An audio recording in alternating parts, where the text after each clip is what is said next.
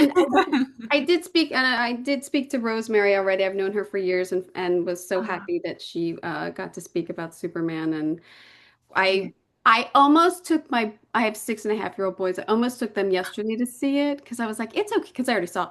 And I was like, it's okay, I could see it, but then they wanted to go to a bounce house. So I almost took them, saw it again That's the yesterday. wins.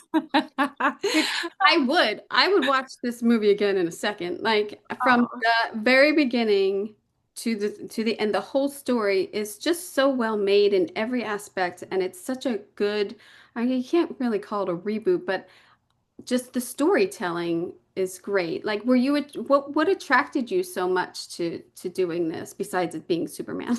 I mean, sure. Well, the biggest draw obviously is James Gunn. We've all been together now for I've been with the team for 8 years, but a lot of the members of the team have been there for, since Guardians 1. His editor's even been with him since like the years way before the Marvel days.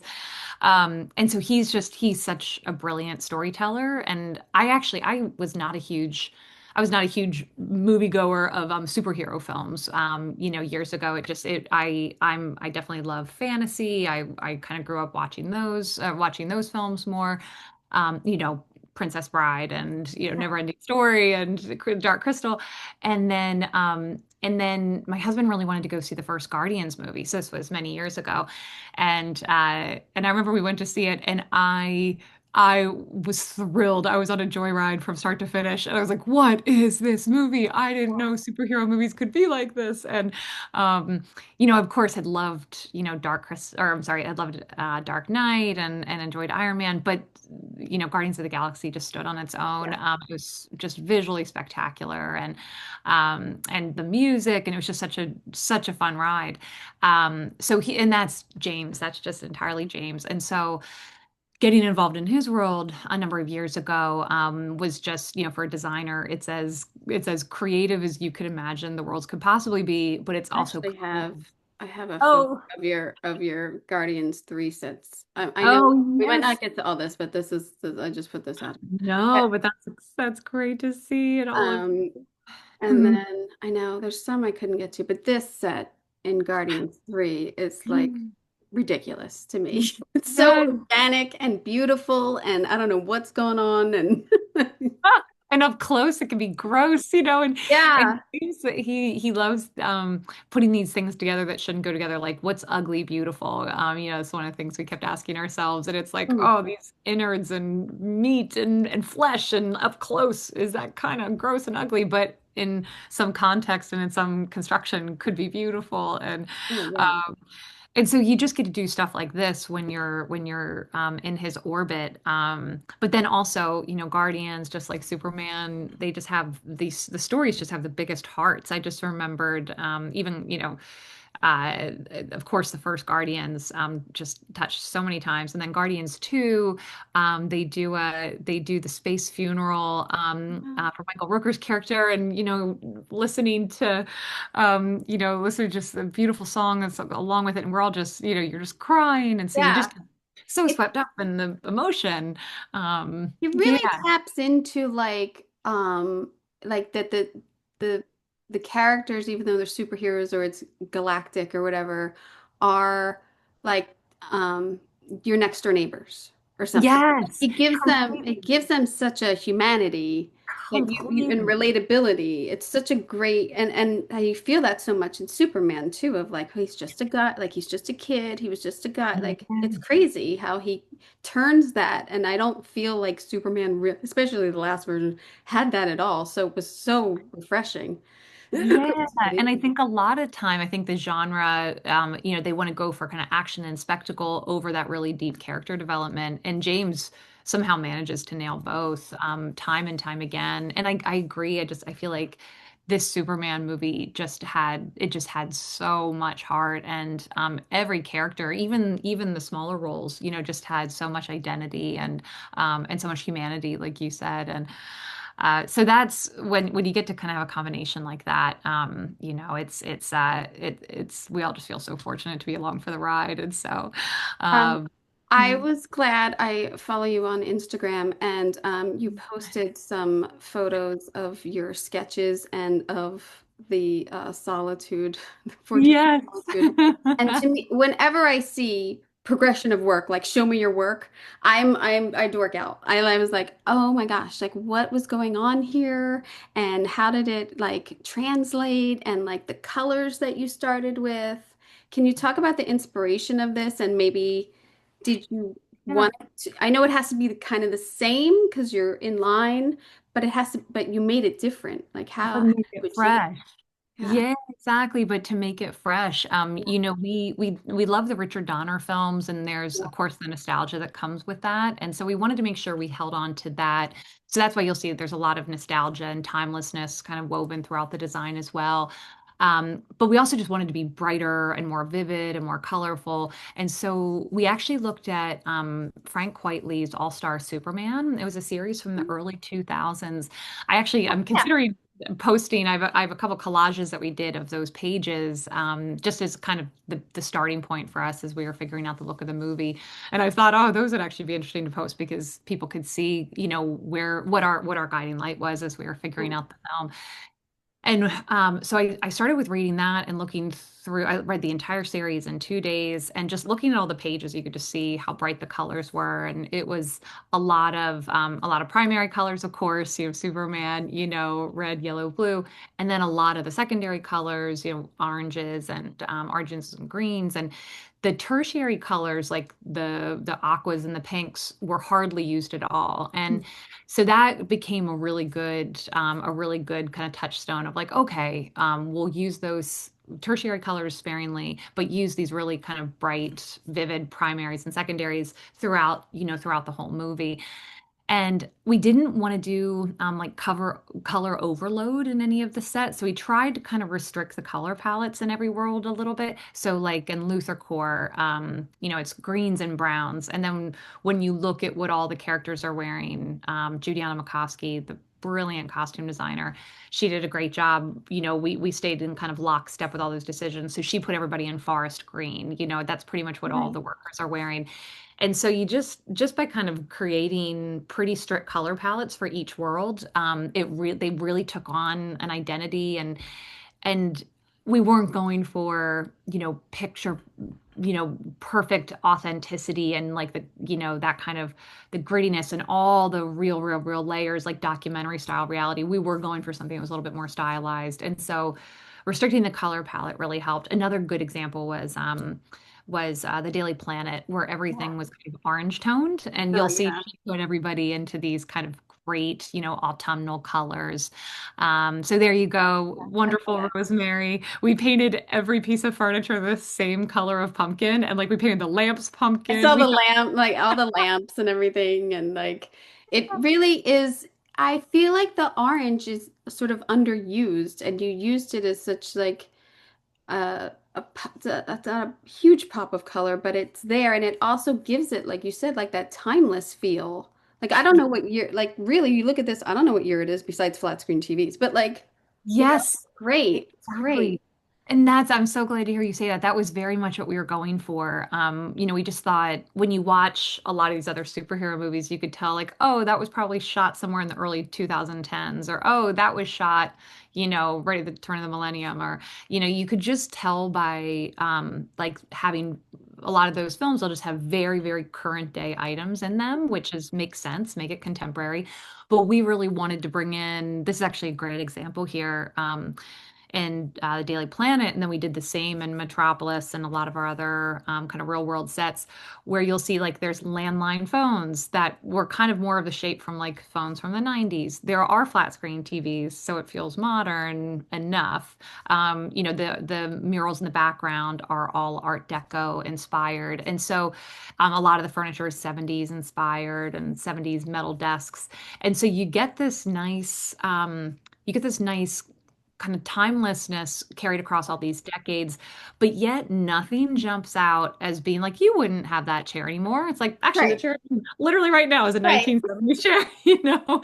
So you kind of go along with it. Anyway, our goal was between decisions like that, and then like we're in Metropolis, the cars, we wanted to avoid cars, any cars that were really current. A lot of the cars were from the, 90s to 2010s. And so just things like that to kind of help it to feel like we just wanted people to be able to watch this 10 years from now and not be able to pinpoint the year that it was made. Um, and now all that kind of goes back to, again, that timelessness that Yeah. and the nostalgia that the Richard Donner films had. So those were kind of two of the bigger points really with the design was, the really focused color palettes and then this kind of sense of timelessness and nostalgia. Um, and then shape was the other big one for us, Mm. like big geometric shapes, trying to come up with, what are big, bold lines. And so like Fortress of Solitude, back to that, is a really great example of these, like, even some of those open, yeah, like these big cascading sharp lines in geometry. So really using those lines throughout the movie.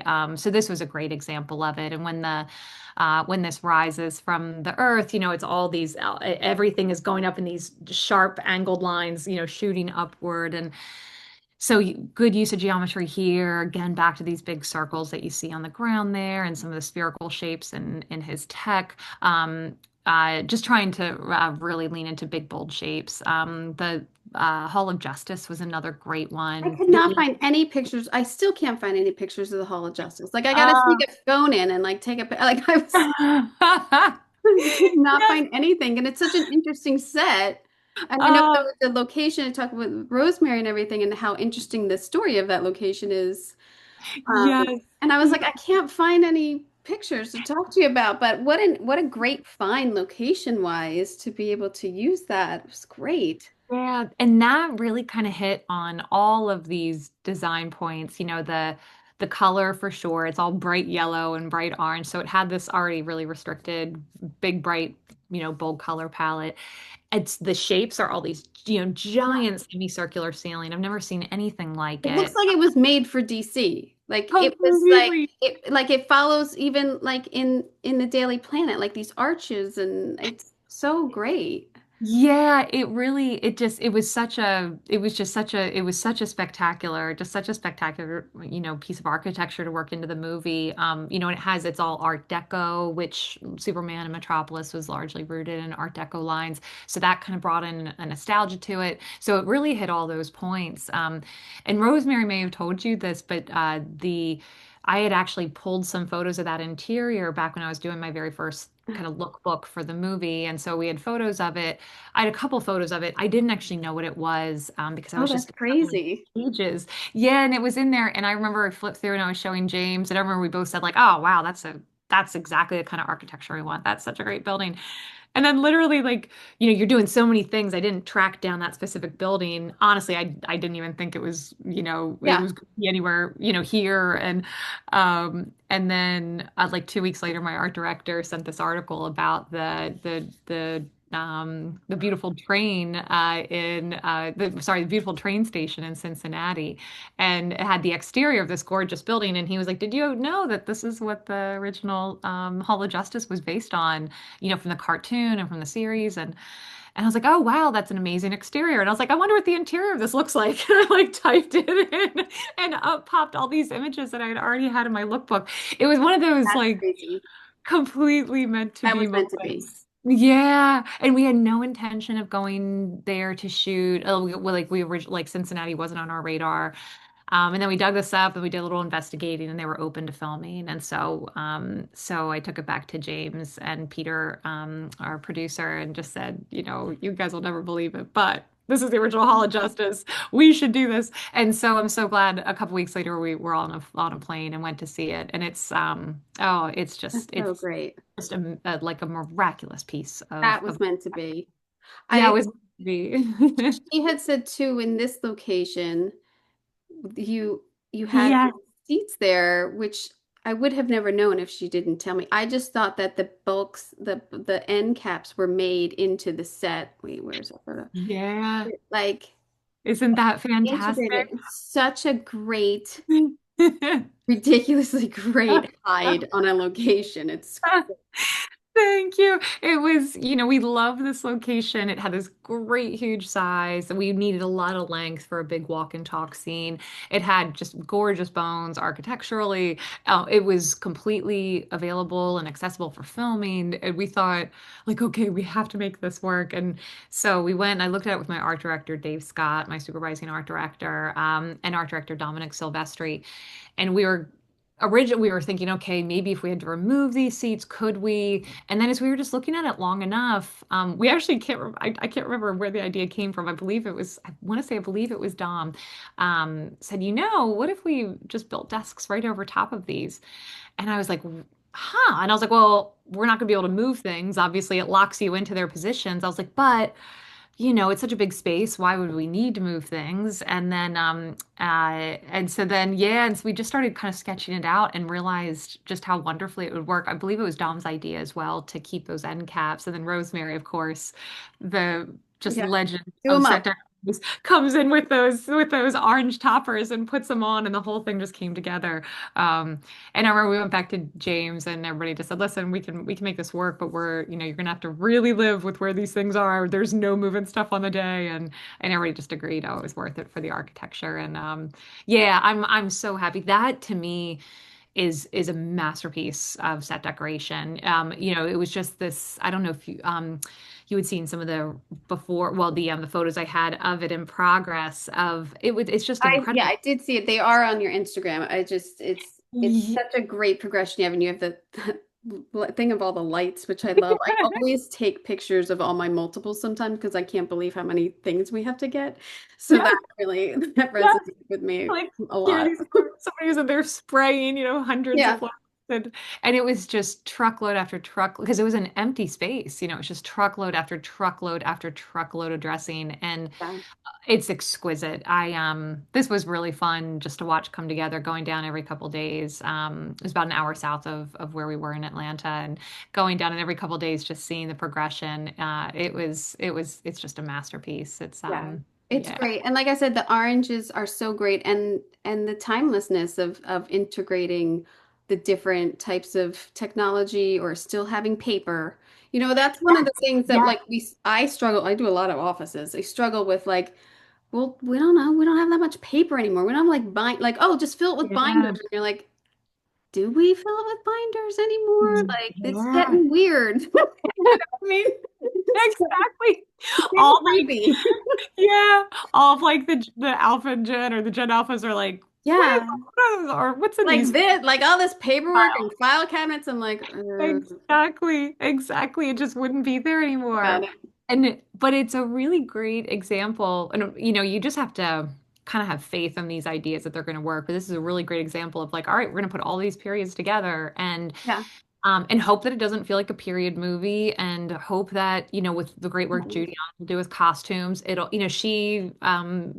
she's mentioned this too. She's nobody's wears jeans for the entire movie. So it's like if you're watching, so you look at what everybody's wearing, there's a lot of corduroy, there's a lot of, 70s styles, 60s styles in the clothes, like but also just enough modern decisions, modern Yeah. choices, it will all blend. And so you just have to have faith that everybody's gonna bring the right elements and it's all gonna come together. And this was 100% just standing on the set and watching all the extras file in after we've been dressing it for a couple weeks and just thinking like, oh wow, Yeah. this To is see everyone in it is always great when it's populated and you're like, oh, this works. This looks yeah, real now. Like a lot of times when I dress, I'm like, does this look real? Like then totally. everybody gets in there. I'm like, oh yeah, yeah, it's fine.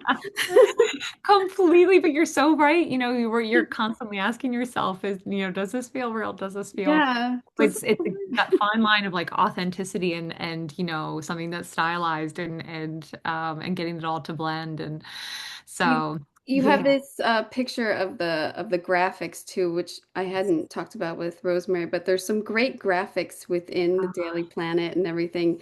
And you were saying like the Art Deco inspiration and your color palette is in there. Did you know like is this all newspaper people? This is like a timeline of what was the Yes. inspiration for this?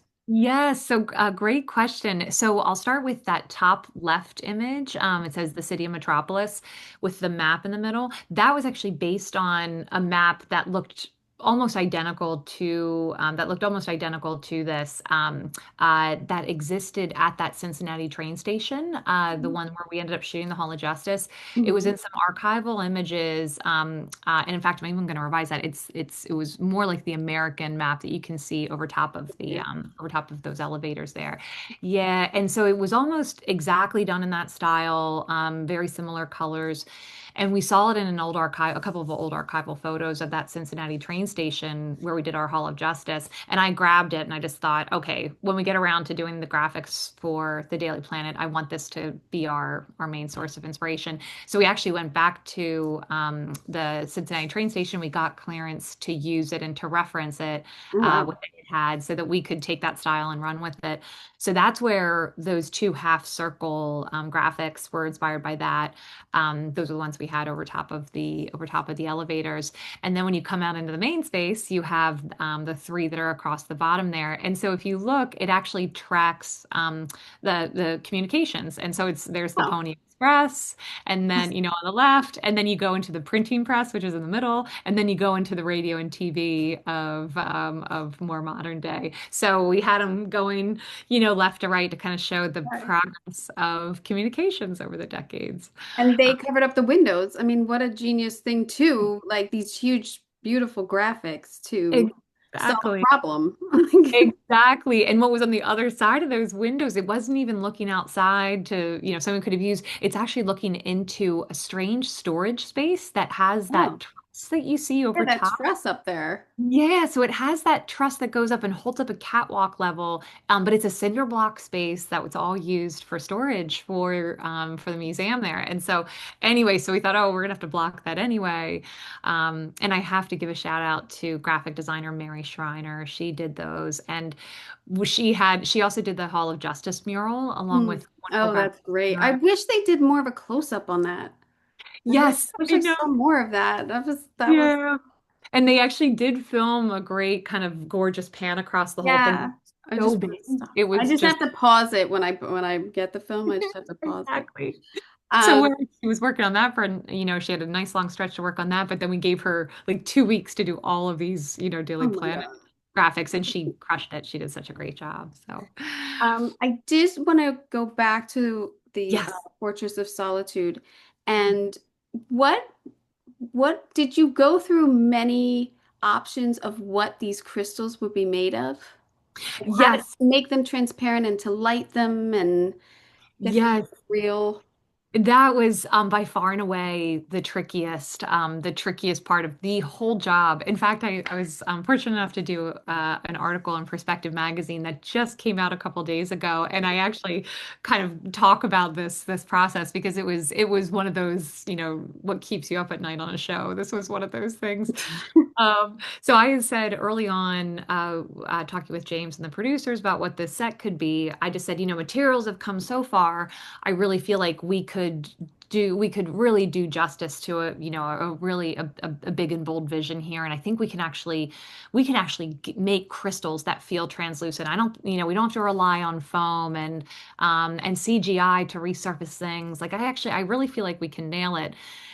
And I was really confident. We've all seen lucite things, and I have resin tables, and I thought, of course, we could do this. We had several months. I was like, we can figure this out.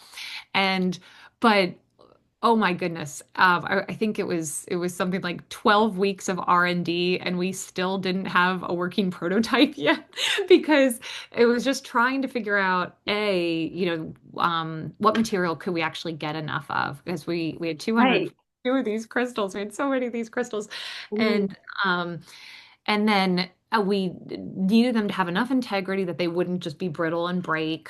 So they had to have enough thickness that they would actually be able to hold their shape, going upward. We didn't want to put there's no central kind of stabilizer or core or anything in them, no central structure. So we wanted them to be perfectly hollow so that you could get all the light through and not see the silhouette of something that's embedded in there. And so Wow. it was really tricky. So we kept up. So we did start with resin and thought, okay, let's keep working with that. But we were just having trouble of getting any size over 6 or 8 feet. And then also it was, if we sometimes they came out too clear, sometimes they came out too cloudy and they were too opaque. So we just kept, I have to really hand it to construction coordinator Chris Snyder and our wonderful scenic Damon Bowden. And they just kept trying and just said, just give us more time, just give us more time, just give us more time. And finally, what we ended up coming up with was we started with carving the shape of a crystal out of foam and putting imperfections and things in it, Mm. striations and things in it. Then we made a mold out of that. So we had the shape, and then we would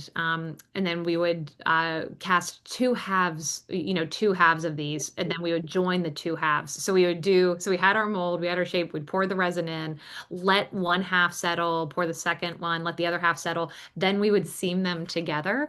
And so they have, just at that little corner there Yeah. on they're on two sides of each crystal. There's a seam, there's a joint that's holding those together. And then before we would seam them, we would actually string fiberglass through them to make them, to give them some of the imperfections Oh and some of yeah. the pins and things in there. And so it took about 12 weeks, I think, to get to the first one. And then we only had, 6 or 8 weeks left to make most of them. So then we just had a crew going day and night. This wonderful gentleman, Dale, ran the whole Crystal warehouse. I called him Crystal Dale, if anybody knows Yeah. I Dale. mean, And, they're gorgeous. I mean, oh, thank they're you. gorgeous and lit and like there's not they just are perfect. I really thought like, oh, these are all digital. And then seeing like set piece, I was like, wow, this is crazy. This is crazy how great Thank they you look. so much. Thank you. I mean, it was for many, many weeks on the show, it was almost kind of a singular focus for us of like, we have got to nail this. We have got, and we just have to keep trying. Um, and there were just so many great little things that just happened along the way. Like the resin had a natural iridescence built into it. And I was like, that's great. Yeah. Keep that. Like we'll use that iridescence. We put a little bit of like a really slight blue tint with paint over top, like a little blue glaze, just so they had a little bit of a blue hit to them. Very, very, very faint. Yeah. Mm. And then it was, yeah, and I have to say that the team was just amazing. There were some areas where we got too heavy with the fiberglass, and they would literally like crawl inside of these and spread out the fiberglass more. And like, Oh, everybody the was like, close-up that you gave on your feed and that we're looking at is really like a class of craft, like arts, like artistic craftsmanship of how to do something and how many departments you were saying are involved in this and construction and paint and then lighting has to get in sculptors. there and like Yes. it's crazy when you start thinking like I was talking to her about the chair and how Yeah. oh it's a little bit higher and I'm like oh God that sounds awful like Yes. those things just pop up and you're like oh yeah just grab a little bit of that fiberglass out you're probably like oh shit really No, completely. And then like the anchoring of all of these, we had them all. yeah They each had a footer to kind of stabilize them from the base, and a little piece of metal that would just come up just to anchor them. And then you could see there's some snow around the base that could uh, kind of help hide some of those anchors. And then they would be tied off. I think one of your other photos actually you could really see the lines where they're tied you can off at the top. see yeah you can see the Yeah. lines here a little bit Yep. how just Yep. safety wise they're tied off Yes. So we would tie them off on the top, and we really worked to get the angle of each crystal just set so we knew when they were going in, like these are the angles, these will be where we're going to set them, and then they'll stay. And again, well over 200 of these we got into place. And of course, I tried to be really good about it, but there were, I think it was 3 crystals. And I was like, oh, I just wanted to lean a little more. Oh, I just wanted to straighten out a little more. And Fish was our wonderful foreman on this set. His name is Fish. We love him. Mark is his real name. And I was like, Fish, you're gonna hate me, but is there any way we could go up and just bend it a little bit? And of course, I mean, it's like bring in the lifts, and you got to carve out more styrofoam for the rock below it, and you got to tilt it. So they were really gracious, and and they cared as much as we did. yeah The best That part. that's And it too. It's I mean something like that. I mean I don't know to work on Superman if you're like a fan or whatever. Like everyone's down like polishing. Do you know what I mean? Like everyone's Yes. into it. You have to Yes. feel like everyone cares so much, and I don't care how many weeks it takes. Well, we only have so many weeks, but we got to get it right. Yes, yes, exactly. And I think we all really felt the enormity of it, of the responsibility of like, listen, this is, we owe it to the fans of this. Yeah. We owe it to our colleagues and our peers that are out there doing these amazing sets. We owe it to the legacy of Superman. And so it really was just like you said, it was an exercise in just master craftsmanship. And oh gosh, I'm just so grateful to have had all these wonderful teams along with us. I keep saying it, every interview and every post. It was just the highlight and the privilege of a lifetime, to get to do this. So it's one of those. I was like, I don't know if anything can top this, man. This is just Oh, this is yeah, that's a good one. yeah. Did you pop in any Easter eggs of like I know you were referencing the Donner films and the Yeah. Superman and everything. Was there something special to you that you were like, I just want this in there as an ode to or like a special? Yes, there were actually a number of things. One of the ones I'm most excited about, it's on a street in Metropolis. It's actually one of the opening shot that we see of Metropolis when Superman comes down and he lands in the sidewalk and it explodes and he smashes in. We shot that in front of a bank. It was a PNC bank. It was PNC Plaza in Cleveland. It had these giant windows going across it. Hmm. And that was kind of directly behind the hole that Superman makes in the sidewalk. And we decided to turn that into the Metropolis Museum of Art. So we did all these, great signs, great graphics for it all over. And then in these windows, though, they were just massive, 16 feet tall, big swaths of glass. And so obviously we didn't want to see into the bank, and we thought, okay, there could be an interesting opportunity there to do something with graphics. And so I worked with Ellen Lample, the great graphic designer, and I gave her a bunch of references, and I wanted it to almost like some of the MC Escher art that you'd recognize, where it would Mm. start as one thing and morph into something else. Mm. So it actually, if you look on the left side, it starts as birds and then they turn into planes. And so it's a bird, it's a plane, it's Superman. Oh, yeah. So if you look, you'll see, and it's done in that kind of MC Escher style where they start as birds on the left and then their negative spaces turn into Oh, shapes that's of great. planes. So that I put it in. That was like I really focused on that graphic, even though we were only going to see it, for a few split seconds.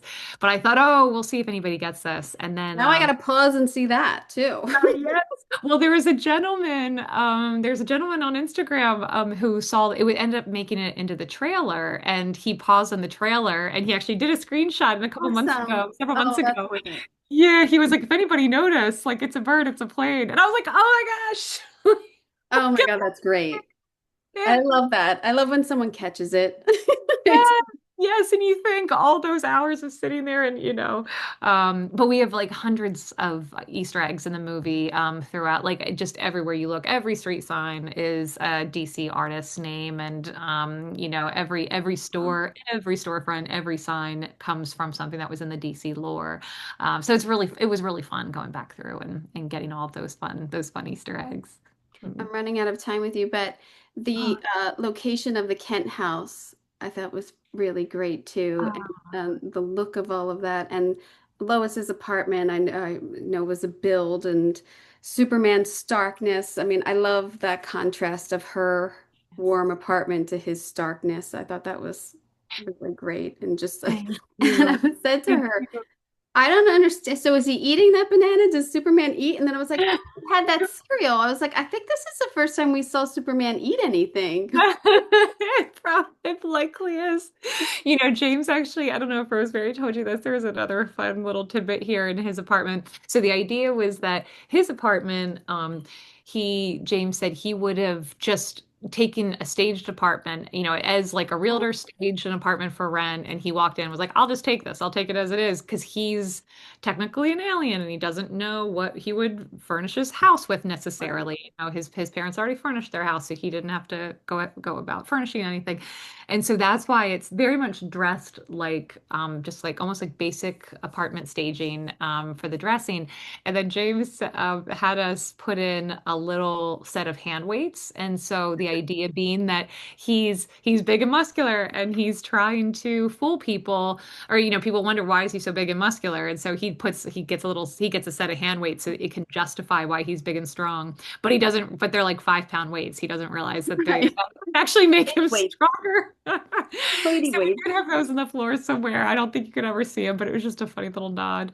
And then so yeah, where his space was very minimal, just those few basics, no personal items. He obviously doesn't want anybody being able to trace back and find out where he grew up, and wants to keep that to himself.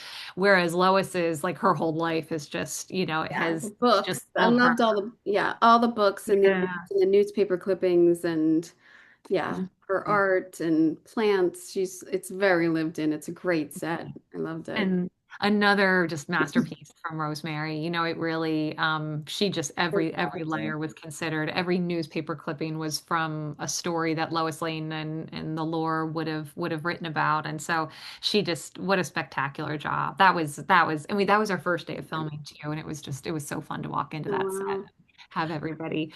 Yeah, and Rachel Brosnahan had a lot of great ideas for it as well. She cared so much. It was a really special set. Yeah. I loved it. I loved his house. I went over all his bedding with her and Oh, yes. I could not get good screen grabs of Lex Luthor's office, but Ah, another crazy like graphic in the back and like yes. And black then that desk actually, desk. Rosemary, talk about that, how we made Yeah. that desk. We actually, well, we have the original one that we bought, and then she made a lightweight replica of it so they could really throw it, and it was rigged to all these lines so it would actually hit the Yeah. window. That's the other beauty of working on these movies with James is he really cares about doing that stuff practically. All these effects, if and when you can. So we actually take the time to Yeah. make a fake desk and rig it, and so that it actually is happening there in the action with the actors. The actor really did fall off his chair and like scramble to the back, and like it was such an effective scene. Oh, I love it. But yeah, that was His that whole office and his headquarters and like like it breaks away at one point and like yes. integrating that with even that last scene of him getting beat up and it's really great that the windows and like how it's tiered and all the desks and everything is Uh, really a great space for that the Thank you. scenes. Thank you. Thank you. And that was also, I'm sure Rosemary talked about it, but she, all of those desks, all designed, all built, all had A lot specific of functions. fabrication. Yeah. A lot of fabrication. She just Yeah. had a fantastic team as well. And yeah, yeah, really That great. was All the nice for that. photos.